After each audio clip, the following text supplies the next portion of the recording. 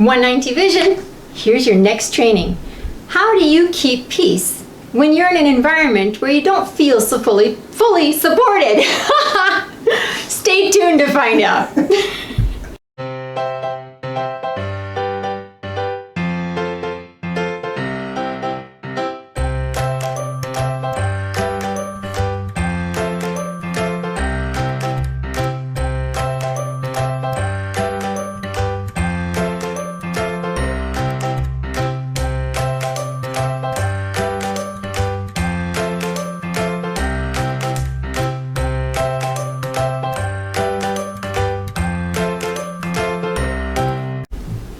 All right, honey. And we're back. Yes. So we're talking about how to maintain peace when you feel like support is off, right?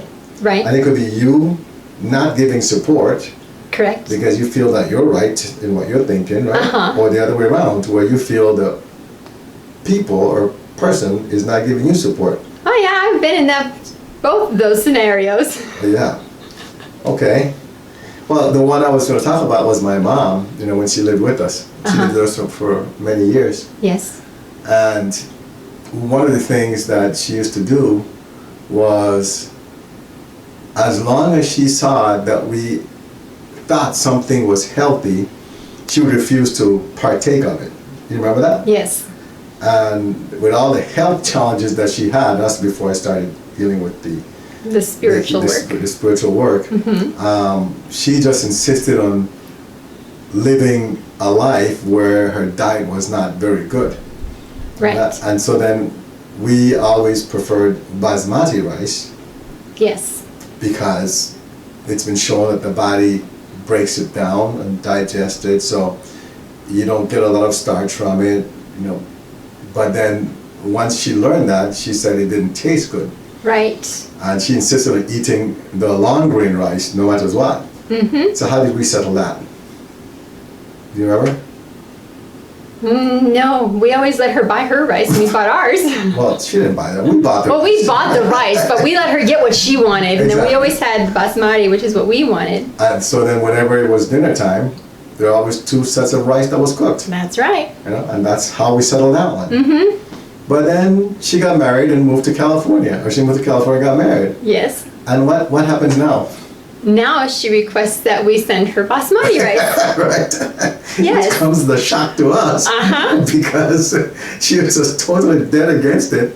Yep. Well, not dead, but she was so totally against that when she lived with us. Now all of a sudden, it's basmati rice that will do. Nothing else but basmati rice. That's right. And we have to ship it over there. So I guess when you learn to balance things, then the other person gets to see what's most beneficial for them anyway after a time. I think so. But the bottom line is that you don't force your viewpoint or your perspective on that individual. They have to come to that realization on their own. Right. So, you have some examples of this? Or Oh. you said that you've been No, on both I know sides. I've been on both sides. I know I've been where I didn't support someone in the past because my convictions were really strong about something that they might have been doing, but I know it's also been the other way around too. Like what? Trying to think of something good. Well, I know you told, we could come up with one, the one about, you said when you were younger, this is when you were younger, you're probably just following mass consciousness on this one. Oh, I followed mass Wait. consciousness all the time when I was younger. No, but this one about where you go and protest around abortion clinics, Yes. right? You want to talk about that one? Yes, I would go to the abortion clinics on the weekends with fellow supporters and friends from church, and we would hold the signs and pray the rosary and try to talk to the girls and women as they were going into the clinic about not having the abortions. And I thought I was doing the right thing and it was the best thing in the world to do and they should listen to me. And I would get so sad and, I don't know the correct word, maybe devastated when they would choose to just say no and walk away from me and go into the clinic. Now, we're not saying that you shouldn't do that, right? Right. Yeah, you're Catholic, I'm Catholic, and, of course our belief is anti-abortion, Right. right? But again, this goes back to what the Ascended Masters teach us, that we should not force someone to Exactly. adopt our point of view, our perspective. Right. And that's what you're talking about. That's what I'm talking Right. about. It's not because- that what you did was wrong. It wasn't wrong. Right. It was just that at that point, what you did was, as far as you're concerned, that's what you're supposed to do And as a I- Catholic, as a true Catholic. Right, and then I judged that person. Exactly. You know, That's the part. I'd pray for them, but at the same time, it's like, well, you just made the wrong decision. You know, and I would give up on the person. Whereas I should have, you know, had I learned the teachings at that point in my life, I could have been more understanding and say, well, I understand what you're going to do, you know, and just talk about it from a different perspective Right. instead of saying, you're committing mortal sin, you're killing, and whatever it was I That's said. correct. That's correct. So, right, that could have been a completely different approach. I could have been a much nicer person. Well, in that case, you thought that you were giving support. I thought I was, yes. I thought I But was looking doing the back- right thing. uh-huh. Looking back, what do you think now? Do you think you were giving support? No, I don't. Not the way I handled it. Not that the way I remember handling it. Right? No. And are we saying that abortion is fine to do? Oh no, we're not saying that at I'm all. not saying that one bit. We're just talking about the experience of what I did to someone else. Right? And none How of I that- treated them. None of that, but think about it. For someone to even think about going through an abortion, Mm-hmm. that by itself is traumatic. Yes.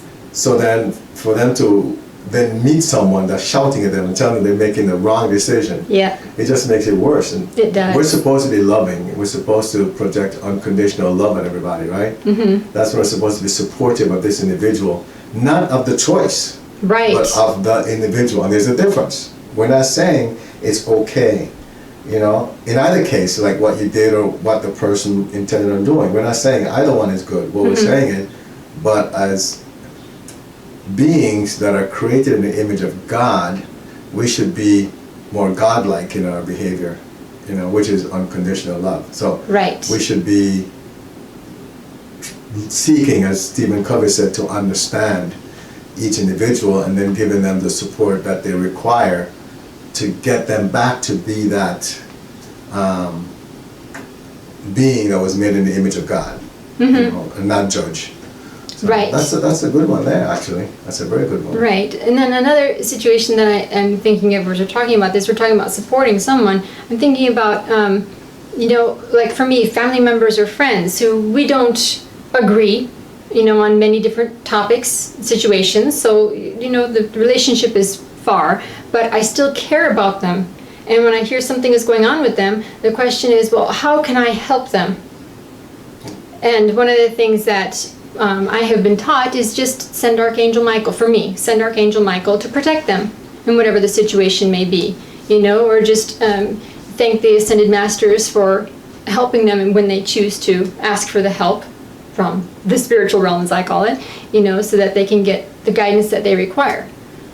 Right, and that's the key, right? So we know that they're individuals. There's this cliche that goes around, I will pray for you. Yes. But when they say that, what does it really mean? The majority of times, what does it really mean? Well, growing up as a Catholic girl, I would literally just keep mentioning that person in my prayers. And I'd start saying the rosary. I'd list all the intention of all the individuals I would pray for, and I'd mention that person's name. That part of those prayers would be offered for them. Okay, that's a good amount of time. But from my experience, when someone tells you that they're going to pray for you, it's not because they're judging you on what you've done. And they believe that what Right. you've done is wrong. So they're praying for you because they believe you're going to go to you know where because of the action that you've taken. Right, that you've done something wrong. You've been judged as doing something that was Exactly. not in accordance with what they feel is right. That's correct, right? So, to me, whenever I hear the term, I will pray for you, you know, immediately, and it's probably not accurate all the time, Right. but immediately my thought process, the first thing that pops into my head is, what is this person judging about? You know, and then of course in many cases, they make it very clear what it is because they'll tell you up front, Right. I believe you're doing this wrong, right? And so you don't have to guess, actually. So in a case like that, where's the support? Do they think they're supporting you by praying for you? If they're had taking the attitude that what you're describing, where they're judging you and saying, "Well, I'll pray for you," they're not supporting you. In fact, they've judged you and basically condemned you. So where is the support? There isn't any there. What matters though is how you respond to that situation. That's important, right? And so instead of looking at it as, okay, these are bad people, they're putting me down. Right. In order for you to rise above that situation, take them with you, because you're not going by yourself. Everything we do is for the highest good of everybody involved, right? Correct. We're not interested in just helping ourselves. So to take them along with you, that's when you now, especially with us, we know the violet flame decree. And that's why we always tell individuals, say the violet flame decree. Any one of them. You know, the violet flame decrees are specific, right? But any one of them will take that negative energy and transmute it. That's what has happened. They're sending you negative energy. Right. And so you want to transmute that. And for them to send negative energy, that means that they're also surrounded by the negative energy. So by you decreeing, you're creating that positive, that energy of light, which the angels and the Ascended Masters can now use to help those individuals and any other individual that requires help. Does that make sense? It makes a lot of sense, because that's something that I used to do a lot when I was first learning about the teachings, because I was so excited about it. I wanted to share it with everybody, you know, and it created a lot of tension amongst close family members and friends. So one of the things I was taught, though, was, you know, say the violet flame decree and visualize them in the violet flame to help them. And I should also do the same for myself to help myself and be more understanding that, you know, I'm at a different level of understanding. It's not that one is higher or lower than the other, or one is better than the other. It's just I see things differently. And to help make sure that I can stay on the path that I'm supposed to be on, I decree for them and I decree for myself, so that way they can be helped as well. And that's what we do. But we don't go and tell them, I'm decreeing for you. No. Right? Because that's unnecessary. Right. You know, we don't decree to get attention or recognition. Correct. We decree because we know it's what we do to help bring balance to the universe, you know, and to the galaxy, whatever the whole thing is. That's why we decree.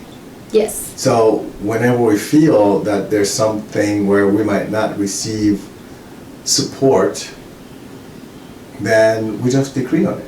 You know, we raise the level of consciousness, or we raise the level of frequency of that environment or that room, wherever we happen to be, so that the negativity subsides, you know, it gets neutralized.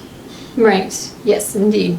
I think also once you start using the violet flame, or you do start decreeing, even if you don't, you can still thank the Ascended Masters or the angels, whomever it is you're close to, for stepping in and being there through the situation to help guide you with the best thing to do, or to help you to be able to respond appropriately. That's very important. That part about help you respond appropriately. What made you bring that up? Because Jesus came through recently, and that was part of the topic of unconditional love, and calling upon them for help whenever we require it. Oh, The okay. Ascended Masters. Got it. You know, there are two things, right? Somebody can choose to react, or one can choose to respond. What's the difference in your mind? Well, react for me is always out of emotion. It's immediately whatever the emotion comes up, I just boom, go with whatever I feel. Whereas respond, I take that emotion and I hold on to it, and I breathe and I say, okay, what is really taking place here? Why am I feeling this way? Is it something they're saying? Is it something I'm perceiving to be a certain way? And I have to consciously stop myself and really focus on this situation and say, you know what, no, I'm reacting here, this is not responding. And then I immediately, like this week, I thank Jesus, because my husband, I was having an off day, and my husband said something, and ooh, immediately I got these emotions of, why did he do that? Why did he say that? I was just upset with him. And I stopped, took a deep breath in, and I said, no, this is not going to happen. Beloved Jesus, come and help me right now, because I want to respond. And I did. So that's what you can do too. You just have to be conscious of it.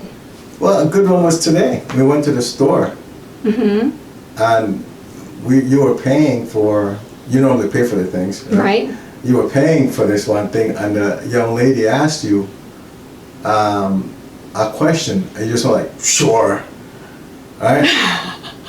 I didn't realize I said it with an attitude. And everybody's like, whoa.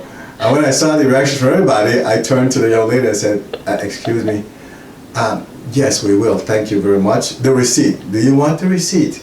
Sure. I said, sure. I don't remember why I responded that way. And so I said, or reacted. Yes, we will take the receipt. Thank you very much. Please forgive my wife. She's having an off morning. And the lady just smiled. Well, that just happened today. It did. It happened this morning. Right? So that's one of those things where sometimes we react, we don't even think about it, right? Right. And that's why we have to be conscious about everything, every action that we take, whether it's physical, spiritual, emotional, or mental. That could have affected her for the rest of her day. That's correct. Like, mean customer. Well, I wasn't trying to be. Well, not only that, but then you could have created karma by doing that. Because if her feelings get hurt, then karma is created. See, I'm so grateful to have my husband with me who can help balance his karma. I don't want to carry any more than I need to. How about that? So, but let's say now, for example, you are in a relationship or an environment where you just feel, and again, you feel like you're being attacked all the time. We've had that situation where when we moved here and the relationship I had with the athletic director, program was being attacked all the time. He never checked with us, he just accused us, right? Right, he just assumed. Right. He would say, why are you guys doing this? Why are you guys doing that? And how did we handle that situation? We would ask him, where does he get that from? And to please explain it, and we would tell him exactly what we were doing, give him documentation. We document everything. That's just us as business people. We just do that, just document everything. And we just show him. My wife does, by the way. I do. Not us. When she says we, it's me and her. I document everything, and I would just show him the documentation. And immediately things would change because I could show him the proof. Well, it wouldn't change, it would subside. Right, well, yes, it wouldn't change, it would subside, yes. And then you start all over. And when it got to a point where I would ask you, why does he keep doing the same thing over and over? It's the same question, it's the same situation. Right. But then you just kept showing him the results again. Yep, I always give him the paperwork. And until finally one day he just came and apologized. Remember that a few years ago? I just said, I'm really sorry, guys. I know I've been unfair with you guys. Just came to us and had that conversation. Yep. And we're like, okay, And we thank God for that because we knew that the karma had been balanced at that point, and yes, and the relationship got a whole lot better. It did. But we didn't go and argue with them. We always just said, okay, where do you get that from? Even though I wanted to, that shadow self would come up and say, oh, go on, get after him, fight, boom, boom. No, I wouldn't. I refrained. I responded instead of reacted. Right. And then, for example, when we moved here, we had a lot of individuals. For example, we had Jehovah's Witnesses that would come to the door. Yes, unannounced. every week. They just show up here. Right? How did we handle that one? I said, well, thank you very much for your information. You may keep your booklets. I am Catholic. I'm staying Catholic. I appreciate the visit. And they would show up the next week anyway. And I told them the exact same thing. They're very persistent. They were very, very persistent. We had many different people from many different churches come and visit us. Some just once, the others multiple times. Yeah, Jehovah's Witnesses came the most. They did. And they came different times of the day. Yes. But it got to the point where they showed up one day and it was my wife. My wife wasn't here, she was doing something. So this time I answered, okay? You never want me to answer things like that. So they came and I opened the door. I said, yes, how may I help you? I didn't realize they were Jehovah's Witnesses. They didn't have their little booklet like they normally would. Their good news booklet. Right, and they asked me, have you found Jesus? That's what they asked me, remember that? My husband's classic response to this question is, I didn't know he was lost. Of course, most people, Christians of any denomination, do not take too nicely to that comment. They're like, oh, blasphemous. Well, I added to that on top of it. I said, well, please let me know when you find him. Right? Is what I said. And they never came back after that. So maybe sometimes it's just... Sometimes the reaction is better. No, but that was the reaction. It was supposed It was to a be response. It was supposed to be funny. It was supposed to be funny, But right? their perception was that you were being mean and disrespectful. There you go, folks. So I created some karma there, but they never came back after that one. They didn't. I guess they never found Jesus. Because they were supposed They're to let me still know. looking. Exactly. They were supposed to let me know once they found him. So anyway, the point is, you know, as long as we operate with unconditional love, you know, we don't chase them away. We don't tell the dogs to go attack them. We don't do any of that. They always feel welcomed. But we're very clear about our intentions that, no, we're Catholics and we're staying Catholics. You know, even though our own Catholic people tell us we're bad Catholics, but we are Yes. Catholics anyway. All right? We won't be converted.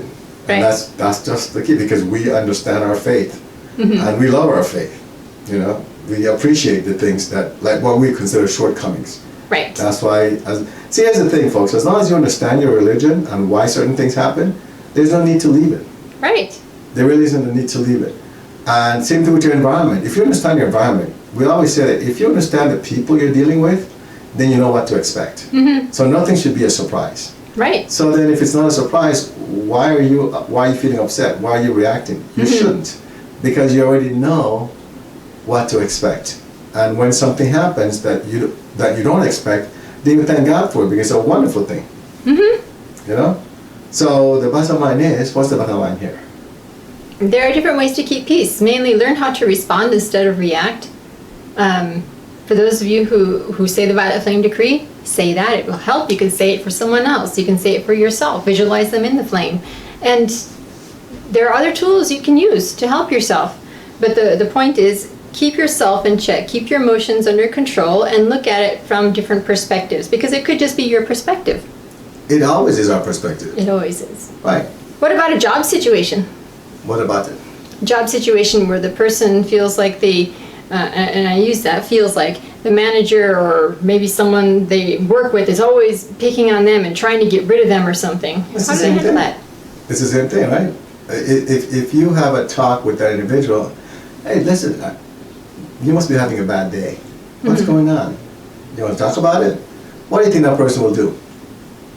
Well, either tell you to get the heck out of there, leave them alone, then you know for sure they're having a rotten day, or you know, maybe they might tell you something, But or say, "Oh, you're just imagining things." but most of all, they'll be shocked, right? Right, That they if will. they really were trying to be mean to you and not you're showing unconditional love for them, it kind of gets your attention. It does. And you keep doing that, they start to change. And that's how you help individual improve themselves. You know, you don't go attacking them. If you feel someone's attacking you, just, you know, I feel as if though you're attacking me. Is that right?